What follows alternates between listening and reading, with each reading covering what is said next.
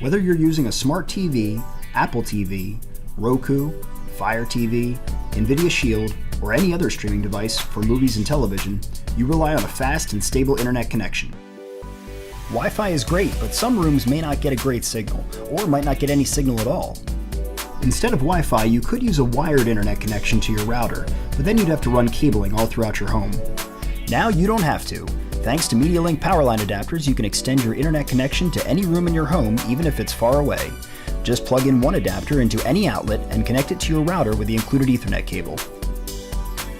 Then plug a second adapter into any other outlet to create a fast and stable connection to your smart TV or streaming device.